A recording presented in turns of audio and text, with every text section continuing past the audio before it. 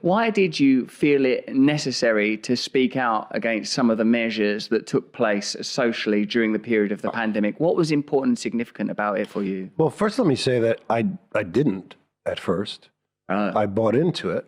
I was someone that I went through a pretty unique experience in Los Angeles, and was locked down there. I have a nonprofit theater company that had to shutter, and we started doing our work online. And I was masking everywhere. I was keeping my social distance. So I was adhering to the requests made of me, and I felt angry at people that didn't do that. I felt angry at there was a protest in Orange County, I remember, of people that didn't want to put masks on.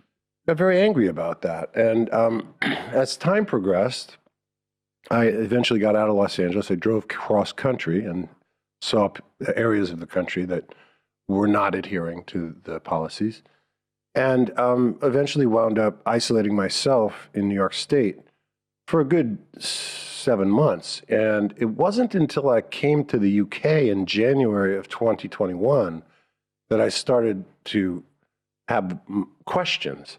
And I was here on a job, and I noticed that people, this was in the midst of the worst part of the lockdown here, and I noticed a lot of people were not adhering, again, to these requests made by their government. And I thought, well, they're going to have a hard day coming up, that there'll be some serious death here. And, I kept my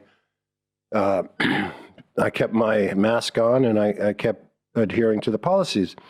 But it wasn't until much later that I started to have questions.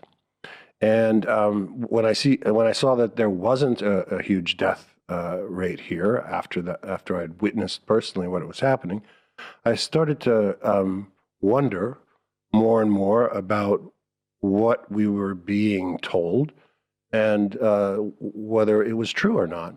And so it took a while for me to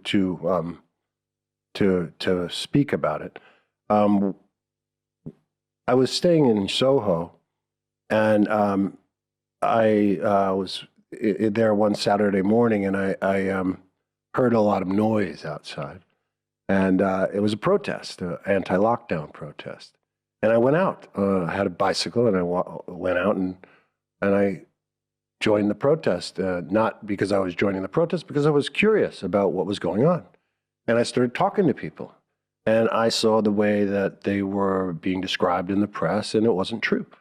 These were not, National Front Nazis. These were liberals and lefties and people that believed in personal freedom. And I began to educate myself, and I began to open my mind to what was going on. It was a very different political environment in the United States, very divisive, very much based on politics. If you were, well, it changed. At first, if you were a Democrat, when Trump was president, well, you weren't going to take that vaccine because it was Trump's vaccine. And then that seemed to somehow change. It was kind of Orwellian. It was like we are no longer at war with East Asia. It was now we were thinking about it a different way. And if you didn't take the vaccine, you were a Republican. And it wasn't that way here in England.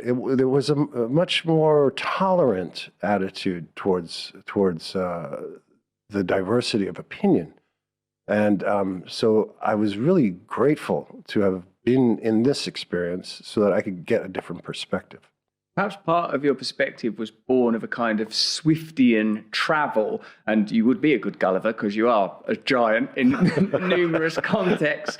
But because I would say that kind of authoritarianism and the certainty that necessarily accompanies it was present in the media and the state dictates in this country also. What I find interesting, and again, laudable in what you've done, is that you've undertaken your own journey from what was a de facto position of, like, we were told it was a unique health emergency and that the measures undertaken were necessary in order to protect human life. What more noble goal could there be? But as this has unfolded, the position has to be amended. It's become clear that many of the original measures were not as rigidly undergirded as was first claimed. And in fact, as you have explained, there is a lot more political ideology at play than is perhaps wise, prudent, or even honest, when the claim that's being made is that we are following science. That's irrefutable, evidence-based measures. So, Tim, what is, if something like a pandemic becomes politicized to this degree, if conversation becomes shut down, if condemnation of unvaccinated people becomes as sanctioned, like, on CNN when Don Lemon was saying that, these people are idiots and we should shame them, when certain people were saying that they should be denied health care, when Joe Rogan was condemned for sort of having a conversation, it indicates that the climate that we're living in has radically altered. And one of the things that I like to continually reiterate is that nobody here is saying that the vaccines don't have a positive impact or that we oughtn't do everything in our power to protect human life. It's simply that if you have authoritarianism where conversation is shut down, you are losing one of the great treasures, perhaps the primary treasure, of democracy. Do you feel, Tim, that the pandemic revealed something about the nature of establishment power, the aesthetics of establishment power, and perhaps the way that liberalism itself is changing? Well, I think it started to reveal itself when we became aware of the idea that the vaccinated could spread it and catch it like the unvaccinated. So to continue the policy of lockdowns or mandates after that didn't seem to be following the science. It seemed to be following a political agenda. And so that's where I really started to have problems with it. There were a few instances that were really disturbing to me. One was when I believe it was the CDC or the FDA changed the definition of a vaccine on their website. Another was that when they denied that natural immunity was something. So there was an awful lot of people that got COVID early on. I believe I did in February of 2020. I was in Seattle on tour with Play, with the Actors Gang, and I got very sick. And in the past, natural immunity is one of the building blocks to moving forward. Some people get vaccinated, some people have natural immunity, and eventually we have, what do they call that? Herd immunity. Herd immunity. So the fact that there were these change of definitions was something that my alarm bells went off. And so I wondered what is going on, what is beyond the very real idea of taking care of people and making sure that we don't have a terrible death rate. But then we also became aware that the most people at risk were either immunocompromised or elderly.